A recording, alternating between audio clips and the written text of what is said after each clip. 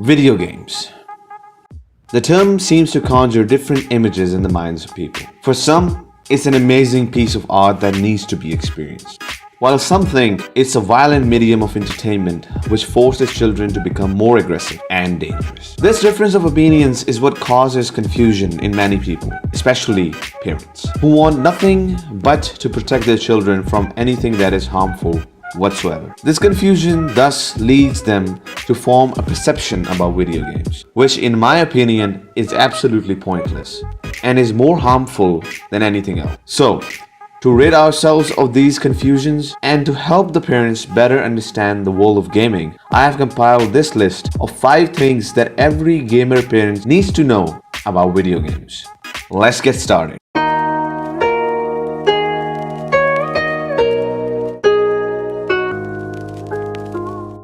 First off this list is a common misconception that video games are non-educative and don't teach anything. That might be true for some, but meanwhile games have been teaching players about science, philosophy, art, and history now more than ever before. There are games which completely revolve around teaching kids about the intricacies and the wonders of this world. This in turn makes the children think creatively and ask questions, something that schools and colleges aim to do. Gamers are also huge fans of science, English, and more.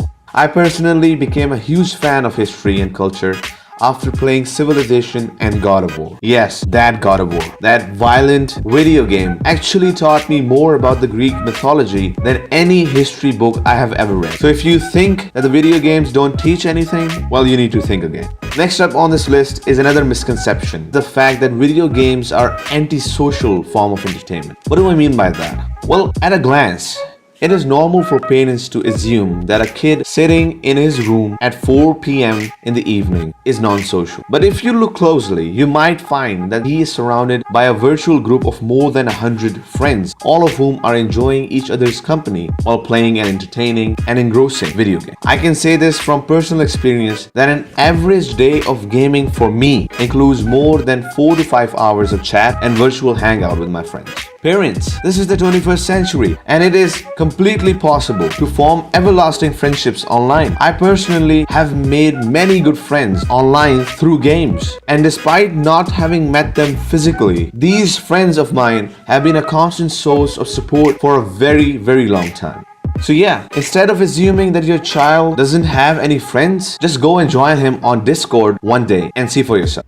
Third on this list is not having enough knowledge. Now, what do I mean by that? Well, first off, gaming, like any other hobby, greatly varies from person to person, and more specifically, one age group to another. There are some games out there intended for audiences that are mature, and then there are games for young kids or children. Now, if you, as a parent, are unaware of what or how an M-rated game is different from an E-rated game, then most probably you will get your child something he or she is not supposed to be experiencing. I have seen so many young children dragging their parents to the nearby game stores and making them buy the latest M-rated game, even though we all know that Grand Theft Auto 5, which is an M-rated mature game, is not supposed to be played by Timmy, who is age 9. So when Timmy plays GTA and starts to show the aforementioned problems, his parents will blame video games instead of blaming their own lack of knowledge. My advice to you parents is that take some time out of your life and search this stuff. It doesn't really take that much in this day and age to research what your child is buying and rather he should be playing that or not. Which leads to my next point. Number 2, parents, you need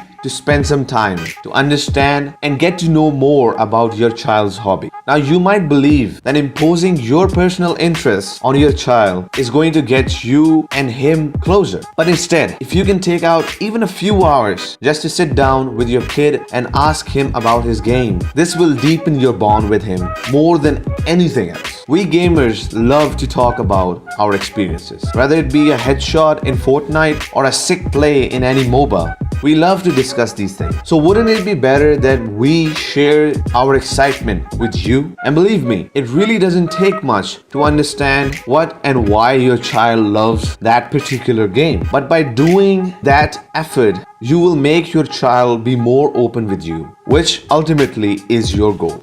Lastly, and this is the one misunderstanding that hurts the most, video games are a waste of time and you can't make any future out of video games. Now, I did previously talk a little bit about how video games are a great source of education for children. But aside from knowledge, there are a huge number of job and career opportunities in the world of video games. From being a pro gamer who competes in multi-million-dollar competitions all around the globe to being a YouTuber who uploads videos on his YouTube channel about video games. There are just so many possibilities, and there are so many examples of people who started from nothing and just by playing games became super successful. A famous example of this is PewDiePie, who not so long ago debuted on YouTube by uploading videos of Call of Duty. And today, he is one of the most successful people in the world with more than 98 million subscribers on his YouTube channel. So parents, stop thinking that video games have no future. Because honestly, if there is anything that has bloomed in the past 2 decades, it is gaming. And if there is anything that is going to keep on improving, it is